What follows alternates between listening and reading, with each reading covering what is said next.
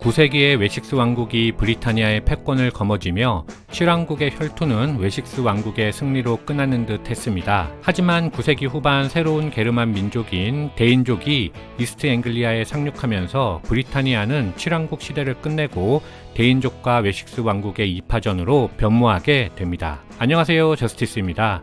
오늘은 9세기 말 데인족과 웨식스 왕국의 대결에서 데인족을 막아내는 웨식스 왕국의 알프레드 대왕부터 데인족 철수 후 다시 한번 잉글랜드 정복을 노린 데인계 크누트 대왕에 이어 11세기 후반 노르만 정복자 윌리엄이 잉글랜드를 정복하기 전까지 잉글랜드의 패권이 어떻게 변화하는지 살펴보도록 하겠습니다. 여러분, 오늘도 좋아요 꾹 누르면서 시작하도록 하겠습니다.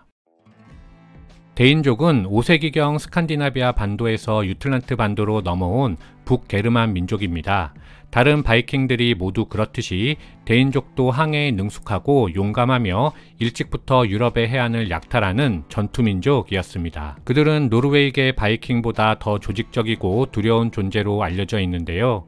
개인적으로 추측컨대 데인족은 앵글로색슨족이 잉글랜드로 넘어간 틈을 타서 유틀란트 반도로 내려온 것이 아닌가 하고 생각합니다. 그렇기 때문에 잉글랜드 침략도 앵글로색슨족보다 몇 세기가 뒤지는 것으로 추측할 수 있습니다. 다만 이 부분은 책에서 읽은 것이 아니라 저의 상상이니 믿지는 마시고, 어쨌든 데인족은 앵글로색슨족보다 약 300년이 뒤진 8세기 후반에 처음으로 잉글랜드를 습격한 이후 거의 매년 잉글랜드를 약탈하게 됩니다. 이렇듯 9세기를 통해 잉글랜드를 약탈하던 데인족은 865년에 스웨덴, 노르웨이, 덴마크 출신의 다른 노르드족과 연합군을 형성하여 본격적으로 잉글랜드를 침략하는데 이를 이교도 대군세라고 합니다. 이교도 대군세 이전까지 데인족의 전략은 바이킹의 핵심 전략인 치고 빠지기, 즉 히트앤드런이었지만 대군세의 목적은 약탈이 아닌 정복이었습니다. 동양사에서 칭기스칸의 남하 목적이 약탈이었던 것에 반해 그 후손들의 남하 목적은 정복이었던 것과 비슷한 사례로 볼 수 있지요. 따라서 데인족 지도자 구스룸은 보시는 것과 같이 865년 이스트 앵글리아에 상륙하여 이곳을 점령한 이후 북상하면서 머시아와 노선브리아를 정복했습니다. 아울러 서쪽으로 웨식스 왕국도 공격함에 따라 웨식스 왕국은 절체절명의 위기에 봉착하였습니다. 당시 웨식스 왕국은 871년 즉위한 알프레드 대왕이 통치하고 있었는데 그는 지난 시간 말씀드린 바와 같이 머시아로부터 잉글랜드의 주도권을 빼앗아온 에그버트 왕의 손자입니다. 그는 즉위 후 수년 만에 데인족의 습격을 받아 어쩔 수 없이 궁정을 탈출하여 서머싯의 요새인 애셜리 섬으로 들어갔습니다. 이후 그곳에서 민병대를 조직하며 전력을 재정비한 알프레드는 878년 벌어진 에딩턴 전투에서 데인족 출신으로 이스트 앵글리아 왕이었던 구스룸을 물리치고 항복을 받아냈습니다. 따라서 구스룸은 웨식스를 떠나 이스트 앵글리아로 돌아갔는데 돌아가기 전 이스트 앵글리아에 살고 있던 기독교인들을 합법적으로 통치하기 위해서 세례를 받고 알프레드의 양아들이 되기로 하는 웨드모어 조약을 체결하고 돌아갔습니다. 위키백과에 따르면 웨드모어 조약은 구두조약이었을 가능성이 크고 잉글랜드의 데인족 통치 지역인 데인로를 인정하는 알프레드 구스룸 조약은 몇 년 후에 정식 조약으로 체결하였다고 설명하고 있습니다. 참고로 데인로는 이스트 앵글리아에서 머시아에 걸쳐 865년부터 954년까지 약 한 세기 동안 존재했던 데인족 법률이 통치했던 지역을 말합니다. 하지만 데인로는 보시는 것처럼 시간이 갈수록 알프레드 대왕의 공격을 받아 그 영역이 줄어들게 됩니다. 그렇다면 알프레드 대왕은 어떻게 강력했던 데인족을 격파할 수 있었을까요? 제가 읽은 책에 따르면 군사적인 측면에서는 알프레드가 요새를 잘 이용했다고 하며 외교적인 측면에서는 웨일즈로부터 병력을 제공받을 정도로 외교술이 뛰어났다고 합니다. 하지만 웨일즈의 입장에서 볼 때는 웨식스가 무너지면 다음 차례는 자신들이 될 것이 뻔했을 뿐만 아니라 자국에서 전투를 펼치는 것보다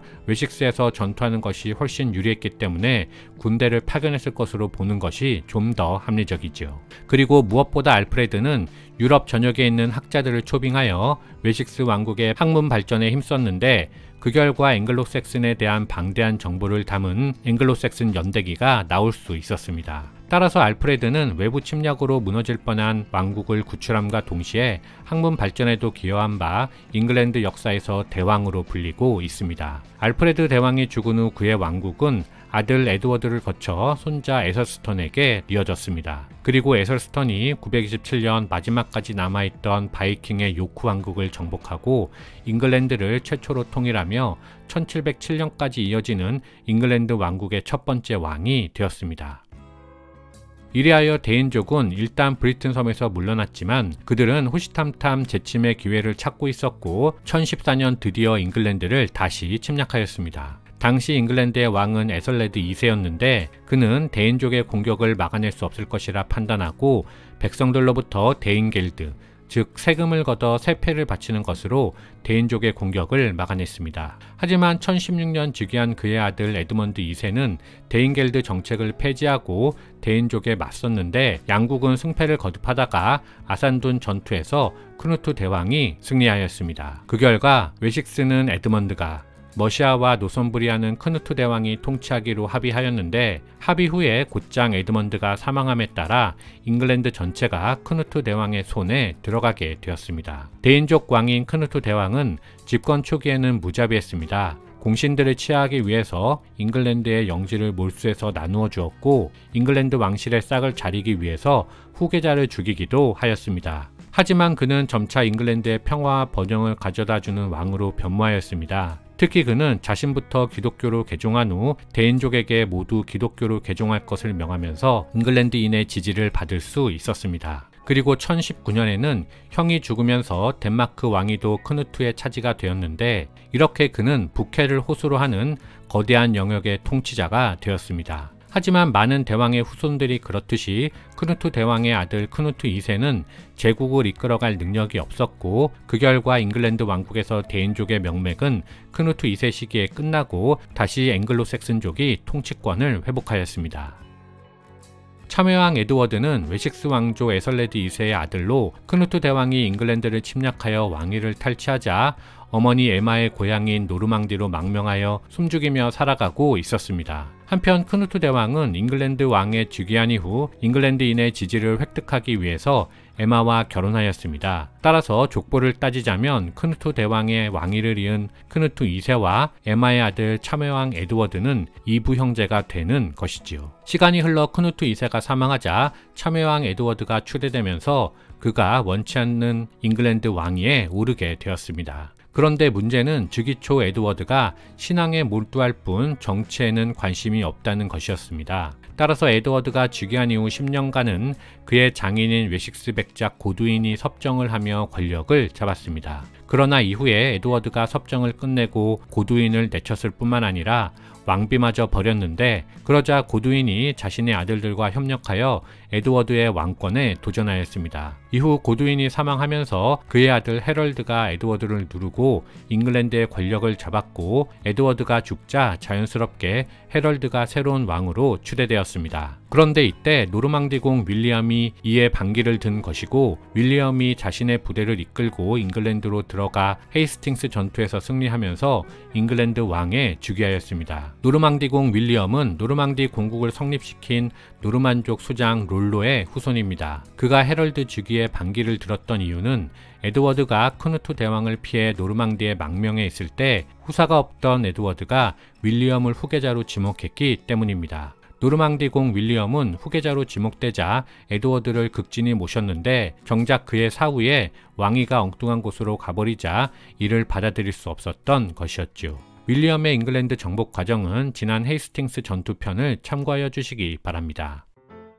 마지막으로 잉글랜드의 고대부터 초기 중세사까지를 간단히 정리하면서 마무리하도록 하겠습니다. 기원전 수천 년 전에 누구인지 확실치 않은 최초의 그레이트 브리튼 정착민들이 있었고 그들이 스톤헨지를 만들었다. 따라서 스톤헨지는 현재 대부분의 잉글랜드인들이 자신들의 선조라 생각하는 앵글로색슨족이 만든 것은 아니다. 기원전 수백 년 전 켈트족이 우수한 철기를 가지고 그레이트 브리튼으로 들어와 정착하였고 켈트족은 그곳에서 이미 존재하던 원주민과 섞이며 잉글랜드의 브리튼족, 스코틀랜드의 픽트족, 아일랜드의 게일족으로 분화하였다. 기원 후 1세기에 로마가 쳐들어와서 브리튼족을 서쪽으로 밀어내며 잉글랜드 동남부에 브리타니아를 건설하고 약 300년간 통치하였다.